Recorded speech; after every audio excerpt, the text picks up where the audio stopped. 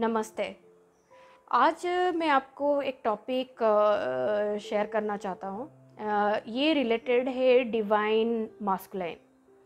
तो कौन से एनर्जीज़ होते हैं जिससे आपको पता चलेगा कि ये डिवाइन मास्कुलाइन है, या तो फिर वो एक्चुअल ट्रूथ क्या है डिवाइन मास्कुलाइन एनर्जी का, सो दैट अगर आप में कोई ब्लॉक है रिलेटेड टू डिवाइन मास्कुलिनिटी तो आप उसको हील कर सकते हैं। ठीक है। तो मैक्सिमम जगह पे क्या होता है कि डिवाइन मास्कुलाइन को हम जो हमारे सोसाइटी में मास्कुलिनिटी का अंडरस्टैंडिंग है उसके साथ कंफ्यूज करते हैं। पहला ब्लॉक वो होता है कि जैसे ही हम मास्कुलाइन सुनते हैं तो एकदम से हमारा ध्यान जाता है मास्कुलाइन मतलब एकदम से स्ट्रॉन्ग बॉडी होना चाहिए, है ना, कि बटन दो खुले रहने चाहिए, या तो फिर हेयर कट ऐसा होना चाहिए, टी शर्ट ऐसा होना चाहिए, वो कॉलर ऐसे ऊंचा रहना चाहिए, बात करो तो ऐसे पूरा डोमिनेट होके बात करो ताकि सामने वाला गिर जाना चाहिए। ये जो सब चीज़ें हैं ना, ये ब्लॉक्स हैं, ये आपका सोशल कंडीशनिंग है। बहुत सारा चीज़ इसमें से मूवीज़ में से आता है, या तो फिर कहीं अगर आपके मतलब कॉन्शियसनेस में अगर ऐसे कोई डोमिनेटिंग मास्कुलाइन रहे हों जिनके नर्चरिंग में आपने ये ब्लॉक खुद के लिए बनाया है, तो ये सब कुछ और कहीं ना कहीं मास्कुलाइन अगर सोचो कि जैसे मैं हूँ, ये सब में से कुछ भी मेरे पास नहीं है, मैंने तो ये पूरा फीमेल का लाइफ जिया है, राइट। तो फिर इसका मतलब क्या है कि मतलब मैं कभी मास्कुलाइन एनर्जी में नहीं जा सकूँगा? तो ऐसा नहीं है। मास्कुलाइन एनर्जी जो होता है वो काफ़ी पीसफुल होता है। ओके। इसके कुछ कैरेक्टरिस्टिक होते हैं जो प्रोमिनेंटली डिवाइन कैरेक्टरिस्टिक होते हैं। पहला कैरेक्टरिस्टिक जो मास्कुलाइन का होता है वो होता है प्रेजेंस। ओके। जो आप पावर आपके एक्सटर्नल बॉडी फीचर के थ्रू, एक्सटर्नल गेटअप के थ्रू आप देना चाहते हो, अगर आप डिवाइन मास्कुलिनिटी का प्रेजेंस एनर्जी आपके अंदर है तो आपको एक्सटर्नली ये सब कुछ करने की ज़रूरत नहीं है। और अगर आप में प्रेजेंस एनर्जी है, आपके ट्विन फ्लेम के साथ साथ आप काफ़ी सारे फेमिनाइन को इन्फ्लुएंस करोगे naturally. Okay. And presence energy आपका इवन क्लाइंट बेस को भी काफ़ी बढ़ाता है ना। जो बहुत सारे अगर आप 3D में देखोगे जो पर्सनालिटी डेवलपमेंट क्लासेस होते हैं, right, it is mostly about that, you know, how you create your presence। कहीं पे आप अगर हो और आप चुप भी बैठे हो, राइट, आप अगर चुप भी बैठे हो, अगर आप में प्रेजेंस एनर्जी है, क्योंकि आपका प्रेजेंस एनर्जी आपके ऑरा में से आता है, आपको बात नहीं करना पड़ेगा, आपको किसी और को धमकाना नहीं पड़ेगा ये बताने के लिए मैं यहाँ हूँ। वो हर किसी को महसूस होता है, कॉन्शियसली अनकॉन्शियसली, चाहे वो आपको देखे या आपका सिर्फ नाम सुने, इमीडिएटली वो आपके एनर्जी के साथ कनेक्ट होते हैं। सो बहुत डोमिनेटिंग कैरेक्टरिस्टिक होता है ये। और ये इसका सबसे बड़ा ब्लॉक होता है, सबसे बड़ा ब्लॉक होता है जो डिवाइन मास्कुलिनिटी प्रेजेंस को ब्लॉक करके रखता है, वो ये है। एक कैटेगरी जो फुल ऐसे फॉर्म में रहते हैं, एक्सट्रोवर्ट रहते हैं, बहुत शो ऑफ में रहते हैं, और यू नो वो होता है ना कि छाती चौड़ा करके आगे आना, and that is the same energy with जो एक और मास्कुलाइन का देखने को मिलता है कि पूरा डरा हुआ एकदम से, और चाहे अंदर कितना भी अच्छे क्वालिटीज़ हो फिर भी खुद को मतलब बहुत ही सेल्फ क्रिटिसाइज़ करना, छुप के रहना, है ना, अपने अच्छाइयों को साबोटाइज करना, है ना, और प्रोकास्टिनेट करना। तो एक्चुअली बाहर से ये चाहे बहुत डिफरेंट दिखे कि मतलब एक इतना डोमिनेटिंग एंड इतना मास्कुलिन है और एकदम से पूरा कॉन्ट्रास्ट और पूरा एकदम से बेचारा टाइप है, बट ये दोनों सेम एनर्जी है। एनर्जेटिकली ये दोनों सेम एनर्जी है। इसका रूट होता है lack of self esteem. Okay. ये आपके सोलर प्लेक्सस वीक होने की वजह से ये दोनों चीज़ें मैनिफेस्ट होता है एट ए टाइम। ओके, अगर आपका सेल्फ एस्टीम लो हो तो ही जाके आप एक्सटर्नली इतना सारा चीज़ करते हो, सो दैट आप वो अटेंशन लोगों से ले सको। दूसरा केस भी ये करते हो कि आपका सेल्फ एस्टीम लो है, इसकी वजह से आप छुप के रहते हो, आप आपके क्वालिटीज़, आपके स्ट्रेंथ्स खुद नहीं पहचान पा रहे हो।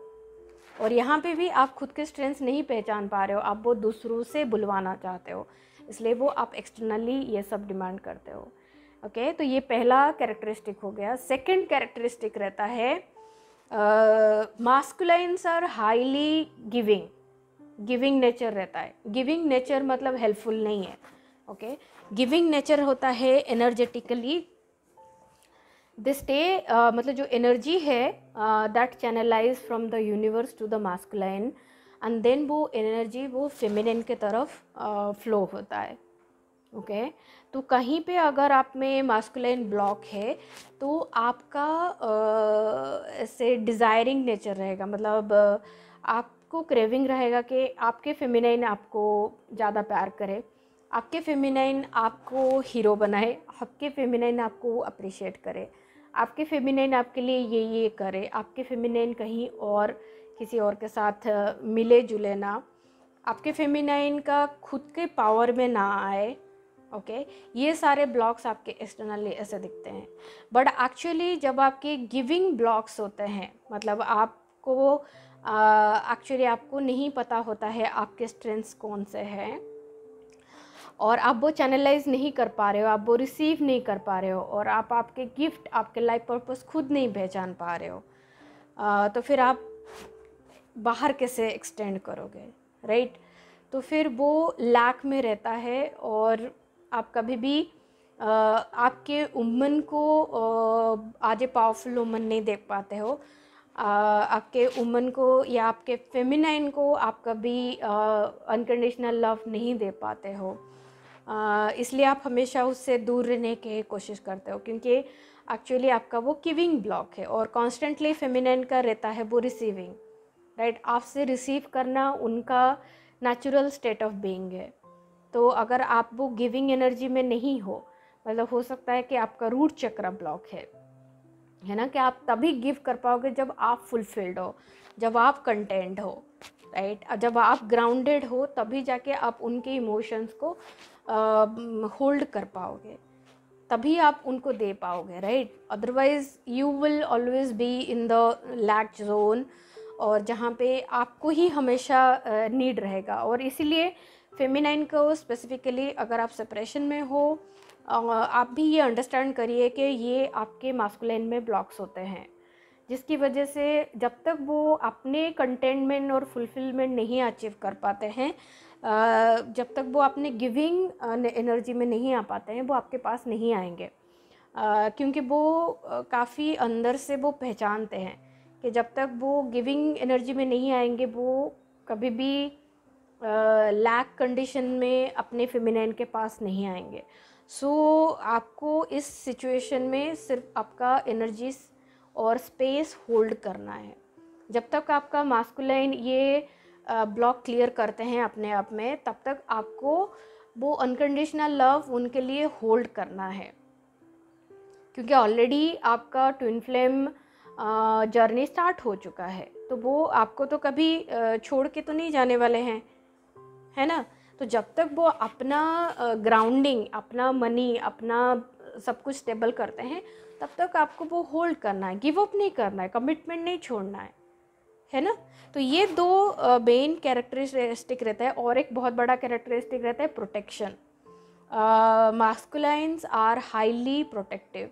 They will ensure their feminine are safe, and even anything around them are safe and protected.